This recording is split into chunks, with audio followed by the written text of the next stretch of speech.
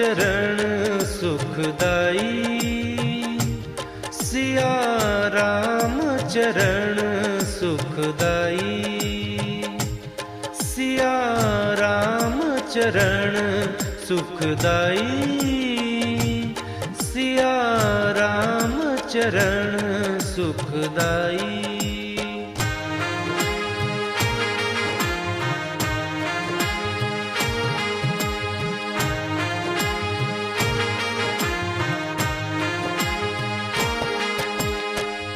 पावन माटी के दर्शन जहाँ, पावन माटी,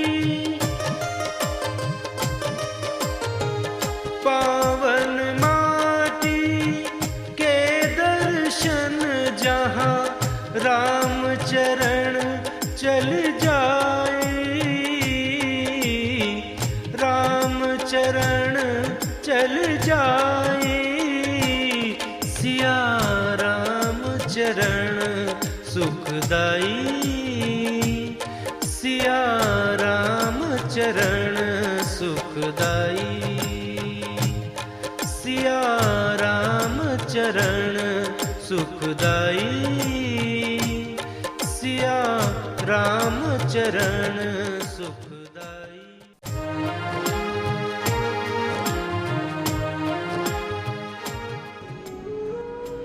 भाई और बहनों, जय श्री सीताराम। अंबिकापुर जिला में एक गांव है, बड़ा सा कस्बा है सूरजपुर।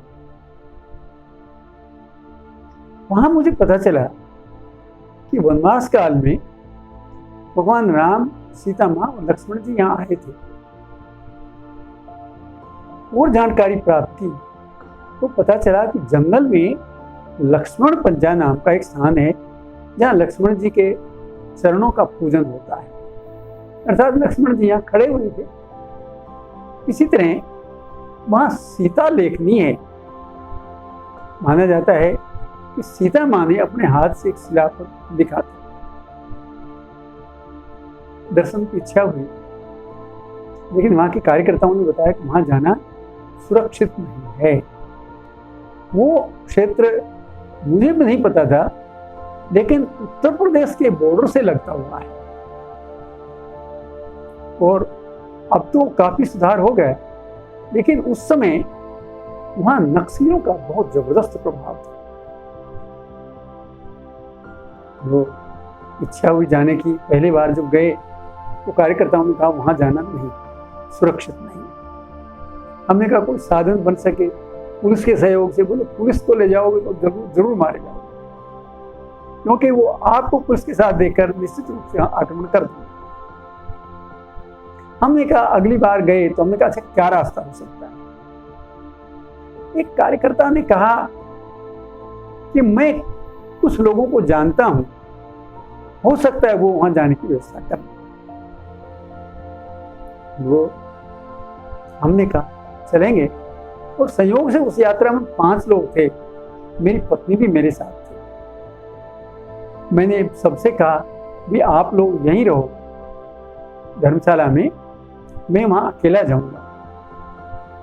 लेकिन आश्चर्य, मैंने सारा खतरा बता दिया, लेकिन मेरी पत्नी ने कहा यदि आप वहां जाएंगे तो मैं क्यों नहीं जा सकती, आपके बिना मेरा तो कुछ भी नहीं। और लोगों से कहा, और यात्री थे, उन्होंने कहा नहीं, हर हालत में हम भी जाएंगे आपके साथ। मन वो निश्चित हो गया। कार्यकर्ता ने आकर हमें समझाया कि वह एक कार्यकर्ता या 2 कार्यकर्ता वहां के हमारे साथ जाना तय हुआ। जाने से पहले हम 5 लोगों को हिदायतें दी गई। बताया गया कि हमारे साथ उन्हीं का कोई आदमी साथ जाएगा। आपने किसी से बात नहीं करनी है, किसी की तरफ देखना नहीं है, और अगर कोई आपको रोकता है तो आपकी गाड़ी का अगला पहिया उस व्यक्ति को क्रॉस नहीं करना चाहिए।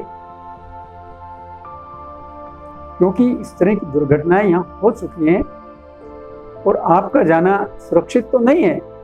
तो बोले हम साथ हैं, हम कोई ना कोई व्यवस्था करते हैं उन तक पहुंचने की। आप उनकी तरफ देखेंगे नहीं, उनको कोई जवाब नहीं देंगे जब तक पर्टिकुलरली आपसे पूछा नहीं जाए। हंसेंगे नहीं, जोर से नहीं बोलेंगे, ये उनकी मर्यादा है। हम लोग एक सीमा तक हम लोग निश्चिंत भाव से गए, लेकिन जब सीमा पार हुई तो उन कार्यकर्ताओं ने हमें चेता दिया कि अब हम उनके क्षेत्र में हैं, यहाँ पुलिस नहीं आती, इसलिए जो बातें बताई थी उनका ध्यान रखना। लेकिन हमारे ड्राइवर की समझ में बात नहीं आ रही थी। ड्राइवर ने कहा हम किसी को कुछ कहते नहीं तो कोई हमें कुछ क्यों कह देगा। यानी वो बार बार ऐसे प्रश्न किए जा रहा था जिसका हम उत्तर भी नहीं देना चाहते थे। हम चाहते थे वो चुप रहे, क्योंकि अब आगे रास्ता उचित नहीं है बोलने का। अंत में ड्राइवर को डांटना पड़ा कि जो पूछना है वापस चलना और जो कहा गया उसको मानो। वो जब जा रहे थे थोड़ी दूर पे एक बाइक पर 2 जवान हमारी प्रतीक्षा कर रहे। वो बाइक देख के हमारे कार्यकर्ता समझ गए कि ये लोग हैं, तो उन्होंने कहा जरा गाड़ी धीमी कर लो और किसी भी हालत में इस बाइक को क्रॉस नहीं करना है, ये हमारी सुरक्षा के लिए चल रहे हैं।